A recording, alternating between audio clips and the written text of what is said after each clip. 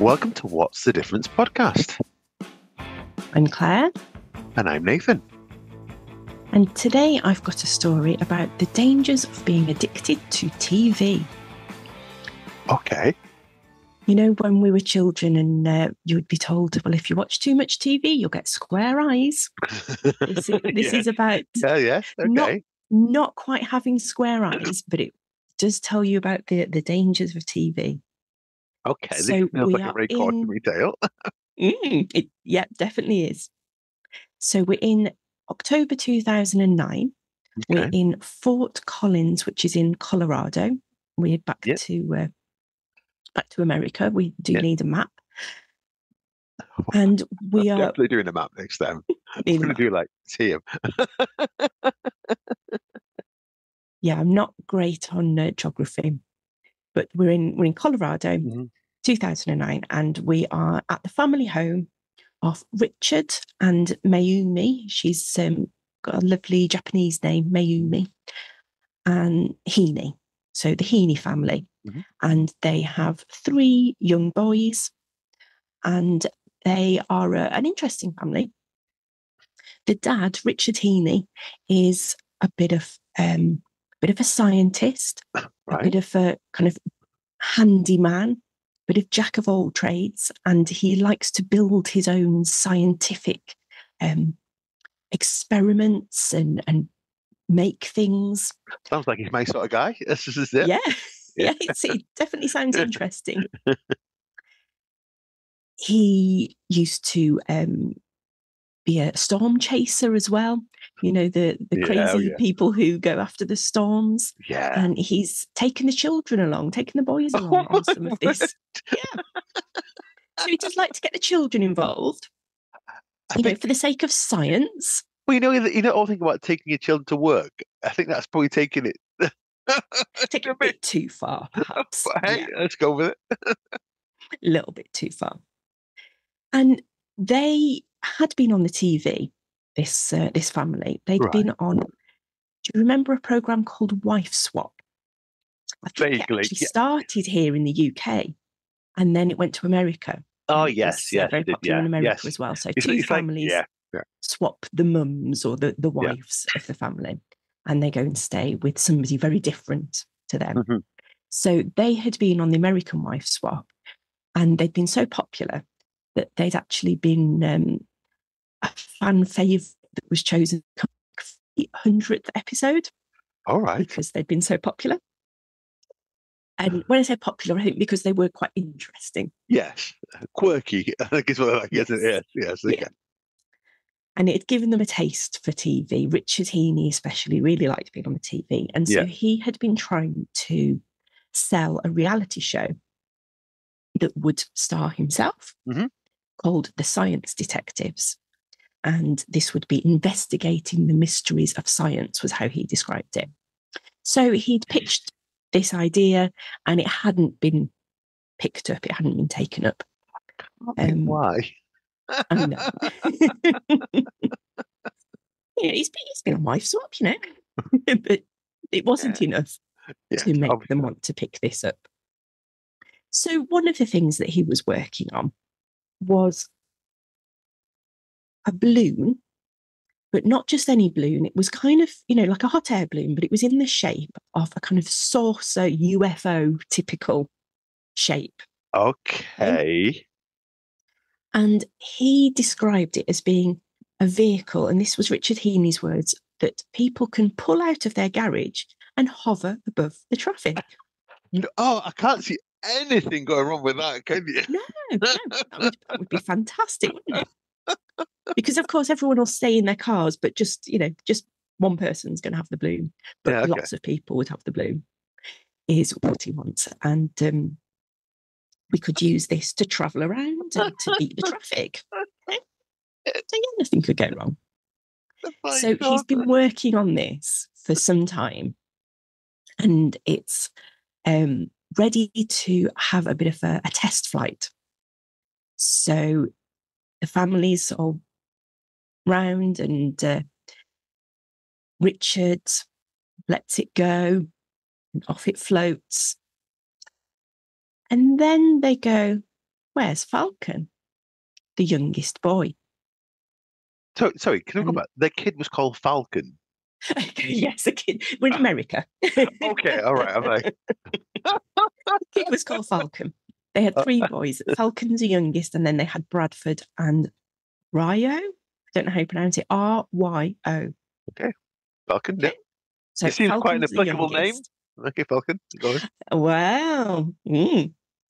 Is that Oh foreshadowing? no, no, no! This isn't going to go where I think it's going, is it? So they've just let it go and they watch it float off. And then somebody turns around and says, Where's Falcon? Oh, not seen him for a while. Oh, let's have a little look for him.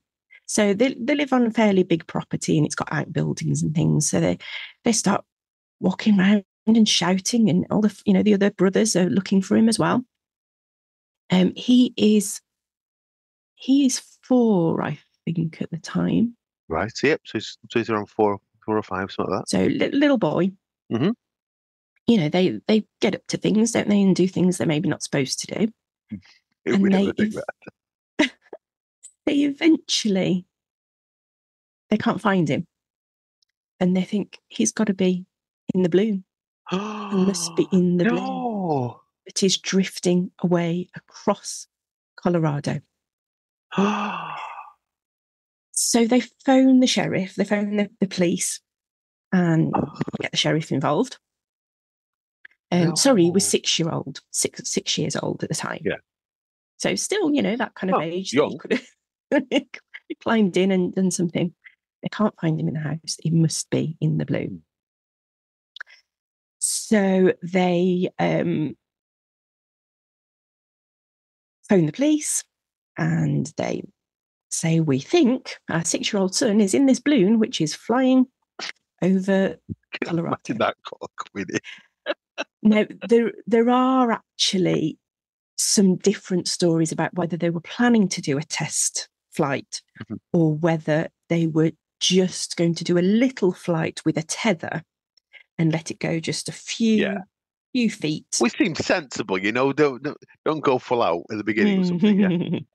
So I think they probably should have been doing the with the tether. Whether they were actually planning that or not, there is a little bit of confusion. There's a report that Richard is. No. Richard does shout, "You didn't put the effing tether down at someone," so that he is blaming someone else in the family. That there should be a tether. The tether's not holding the balloon down, and we think Falcon's in the balloon. So the sheriff reacted ever so quickly. They got in touch with all the other, authorities that they needed to get involved, and they've got helicopters up trying to track it. And I think, well, what are we going to do? We can't just follow it forever. We don't want it to crash, but we don't want it to go into the path of oncoming, proper air vehicles. And it's heading towards Denver International Airport. So they actually have to shut it down briefly. Sorry, there are claims that they shut it down briefly. Okay. Which are, again, disputed. There's lots of grey areas in this story you'll find. Okay. But it does seem true that they did reroute flights, and say the helicopters are tracking it, and they're considering, are we going to have to shoot it down before it goes any further? Where do we do that, and how do we do that safely if it's got this boy in it and he must be terrified? They have the family on TV, of course. They're keen on TV. Yeah. Yeah. But it turns out they find the boy in the house. He was never in the balloon. But how how In did that he be hiding or something? Or in that afternoon, late in the afternoon, it was reported that he was found hiding in a cardboard box in the attic, in the rafters above the garage. So one of those kind of outhouses. he's a very, very calm 6-year-old Very, boy. very That's great. strange. Yeah, I can't see any little boy unless he's fallen asleep. I'll sit still for that long. Yeah, because this is from the morning until the afternoon, well into the afternoon, and they go on TV again later on that evening on the Larry King live show, but they're interviewed by, now you like your American names, you'll like this one, Wolf Blitzer.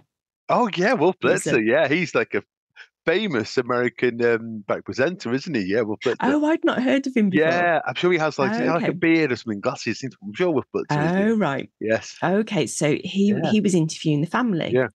And so you've got the parents and the little boy, Falcon. And Wolf Blitzer says, why were you hiding all that time? Yeah. And Falcon says to his dad, you guys said that we did it for the show. Oh no! So he kind of, father's trying to, oh no, kind of trying to cover that up. And they were saying, no, absolutely wasn't a hoax. It wasn't made up. He's just being a silly child. And the sheriff, Sheriff Jim Alderden probably, he seems to be believing them. He seems to stand by them and say, we do not believe that it was a hoax. Mm-hmm. He says on October the 16th, so this is a week after it's happened, the sheriff is saying, sorry, not a week, it was 2009, but it happened on the 15th of October. Okay, right. So, yeah. And the next day, he says it's inconceivable that it would be a hoax. Yeah, exactly. You would think there's no way. Why would you make that up? You wouldn't. It's crazy, isn't it? You wouldn't, Yeah, and when you think about all the not just the panic, but all the work that went into trying to save this little boy's life. Yeah. Well, they thought they were trying to save the little boy's life. I just think, how much was it cost to divert a flight? Well, the New York Post estimated, and this is just an estimate, that the whole total cost of the whole operation would be about $2 million. Whoa. In 2009. So, yeah, we're probably looking at double that now, aren't we? At least. Yeah. Plus change. They had the Colorado National Guard. They had a Black Hawk helicopter. They had another kind of helicopter. They said that the helicopter flights alone would have cost about $14,500 because it costs like thousands just to get a helicopter up in the air. It does, yeah. Every time it goes up. So he's saying on the 16th, the next day, the sheriff's saying, no, there's no way. Yeah. And they were looking at whether it even could have happened. Mm-hmm. So they did a little look at the balloon and the size that the balloon was and how much it could have weighed and that kind of thing. They got a professor, a physics professor from Colorado State University. And he said initially that on the dimensions that were provided by Richard Heaney and the size that they had told him Falcon was, that yes, it could have plausibly taken off with a boy that size. However, soon after that, when they actually got their hands on the balloon and the authorities looked at it themselves, Richard Heaney's dimensions were not quite right. Okay, what do you mean by not quite right? The balloon wasn't as big as they said. It wasn't as powerful as he'd said. And wouldn't have been able to easily just take off with Falcon or a child of Falcon size inside it. And then when the sheriff looked again at the video, he is saying, does seem to be going very quickly. Considering it's supposed to have a boy hasn't got any weight in. Yeah, right. Yeah. So we are now 2 days after that again, and on the 18th, the sheriff does now announce it was a hoax. And he's quoted as saying, "We believe we have evidence at this point to indicate this was a publicity stunt in the hopes to better market themselves for a reality show." But you might remember 2 days ago, he was saying it was inconceivable. Right. So people did point that out. Journalists pointed that out. And I find this really, really interesting. The sheriff said, "Oh, that was part of my game plan." Trust. Why can't people just say, you know what, I made a mistake? No, I knew that. I knew that at the time. No, it was part of his game plan. Oh, was it now? Yeah. Oh, was it now? I know. So they were charged, both of them, Richard and Naomi Heaney. I'm not surprised. Charged for, everything that they'd done. And they did plead guilty. And they were expecting that they would recommend probation. The prosecutor would recommend probation. So on November the 13th, so not that long after it all happened, Richard Heaney agreed he would plead guilty. So he did plead guilty to a felony charge of attempting to influence a public servant. Okay, right. Yeah, because he was trying to influence the police to do something. Yeah, to go and use their resources. Naomi Heaney was facing the charge of a misdemeanor charge of false reporting to authorities. Yeah. Because Richard Heaney had kind of got the police in, and then she had backed up what he'd said, apparently. So he's pleaded guilty, and she's facing charges as well. They're hoping for probation. The way you say hoping has got me thinking it may not be how it's going to end. Go on. On December the 23rd, 2009, the judge sentenced Richard Heaney to 90 days in jail. Okay. Which he was not expecting. I bet he wasn't. No. And 100 hours of community service. And then he was also ordered to write a formal apology letter. I bet he was. To all the agencies that had been involved in the search. He was. So I'm sure that was very, very profound. I'm sure he really meant it. And then his wife, Naomi Heaney, she was sentenced to 20 days in jail. Oh. But hers, it was really interesting the way that this the sentence was handed down. So she didn't have to start her sentence until the husband had done his 90 days in jail. Oh, right. Otherwise, so that one of them was with the children. Yeah. So I thought that was quite humane. That was quite nice, really. I mean, this just goes back to the point that maybe you shouldn't have used your children as a game and a pawn in the beginning, but and he wouldn't be in that situation. Yeah. But hey, I know at least the judge was forgiving of their complete lack of disregard. Absolutely. Wow. And hers as well was quite interesting. So she didn't start until after he was home again, and she only had to do 2 days a week in prison. Okay. So she did 2 days. I think it was weekends she did, and then it feels like a bit like you've just gone off for a home. Yeah, a little bit of a break from the kids, perhaps. I mean, hasten to say, it's probably not the spa break you'll be expecting as a mother, but you know what? 2 days without the kids, you get fed. You get fed, yeah, exactly. Fed and board. Yeah, we've probably all had worse holidays. It's a fair point there. it wasn't what she was expecting, though, so I'm Yeah, sure it was a bit of a shock to the I'm system. sure it was. Shock to the system, really. They were also, well, Richard was ordered to pay $6,000 in restitution, which wasn't going to cover the potential $2 million, but it's ordered to pay that. And they were banned from receiving profits based on them selling the story from the hoax. Oh, so yes. As you can imagine, they became media sensation and the butt of many a joke. Oh, I bet they did. Wow.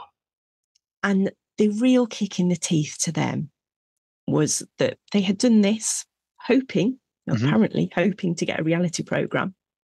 And it turns out that there was a TV program that had been kind of in the works. No. And they changed their minds. Yeah, I wonder why. Yeah. Wow, there's a lesson there. The deal was now very much off. And even the wife swap, one of the wife swap episodes that they had been on, had been planned to be shown again on the 29th of October. Oh. And they pulled it from air because of the balloon incident. They were like, nope, don't think we want to bring attention to them again. Thank you very much. So ironically, they did get lots of attention, but not the attention they wanted. Wow. And it was being on the TV that is when Falcon let slip that, you said we did it for the show. I mean, I'm going to say, if you're going to try and pull something like that, probably the one thing that you're not going to try and do is have a small child next to you. Yeah, trusting a 6-year-old with all of that secret was quite big, wasn't it? Yes. But, I'd like to say that Richard Heaney is repentant and feels bad for this. Right. He had to write that letter and everything. No, he has since been released. And since being released, he has adamantly said that it wasn't a hoax. And he only pled guilty because he was genuinely worried that they would deport his wife. And said earlier her name's Japanese, she was Japanese. And he was genuinely worried that if he fought it, they would use that as an excuse and they would deport her. So he said he only pled guilty because of that. How true that is, I don't know. There was then a further twist in the tale. Can you get any more complicated? I know. A little while later, the wife, Mayumi, she then brought out these notes that she said were her handwritten notes that she said were from the lead up to the event. And in them, the plan was Falcon was going to hide in the basement. And then very quickly after he apparently flown off, they would discover him and call off the search and not waste any money. And then apparently, because he didn't hide where he was supposed to, they really were genuinely confused and genuinely worried that he actually was in the balloon. They reckon that they didn't find him where he was supposed to be, and they genuinely thought he'd gone off in the balloon. Right. However, another twist,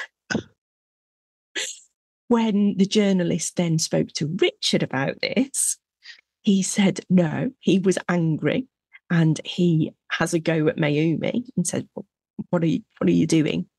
And she then admitted that she had made up the handwritten notes to try and save her family's reputation. Oh, wow. So make of that what you will. I cannot work out for the life of me what part she really did play, what part, if, was that true? Was that not true?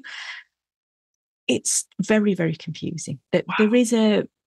There's a report of alleged domestic abuse, potentially by Richard against Mayumi at one point, but no charges were ever brought. So it's all very Odd. Yeah, very confusing, very odd. Yeah, very, very confusing. And I think it's obviously been allegations. I'm not going to go any more on that. So, but I think yes, it was only allegations. Yeah, So I should be very clear about that. Yeah, and I think there's so much complexity to that story. But doesn't it show you the perils of wanting fame that badly that you're not willing just to be patient enough and work hard at it?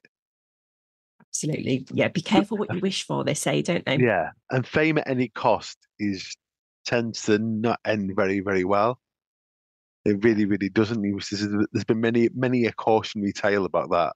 There's irony. If they'd hung on a little bit longer, they probably would have had their film right. They might have had, they might have had a TV program. They might have, been able to do something off the back of the wife swap, because they were really popular on the wife swap. Or the family was interesting anyway. Yeah.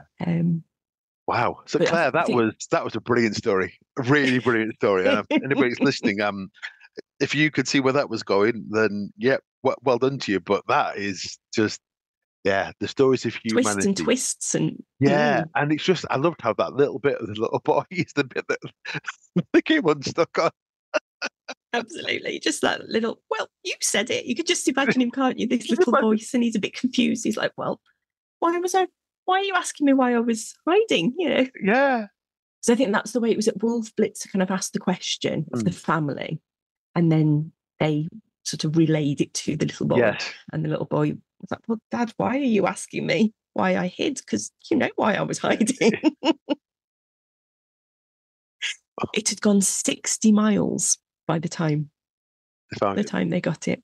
So they got the balloon. Yeah, it had gone 60 miles. So if you had been in it, oh wow, that would just it'd be traumatic. And obviously they'd have to shoot it down or bring it down some way, because obviously you've got to weigh the life of a child versus the life of a whole plane of people coming down if it got hit by it or. So they were rerouting planes around it, and they were starting to think this thing's never coming down. But it did. It was about 2 hours. They reckon that it did land, and they went and pounced on it. Yeah, and there's no boy in it. Yeah, and that was when they went, actually, we found him in the attic in a cardboard box.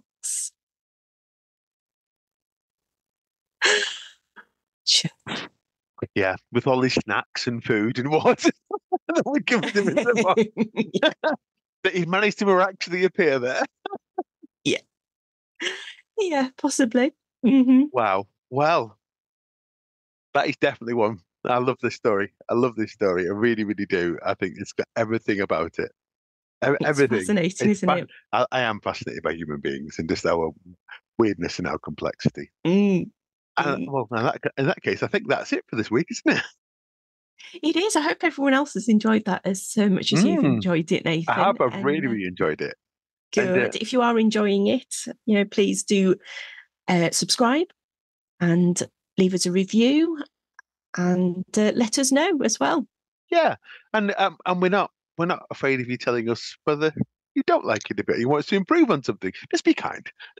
Yes, be kind. But tell us.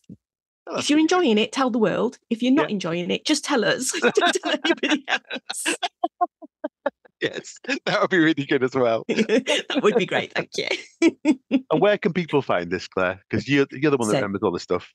They can find us. We have got a LinkedIn, we have got a Twitter, we are on YouTube as well. So just search for What's the Difference podcast and you'll find us. And we've got a Gmail as well, What's the Difference, thepodcast@gmail.com, if you want to tell us that you're not enjoying it, or if you've got any questions or suggestions as well. Polite ones. So until next week, that's it from us. Bye-bye. Bye.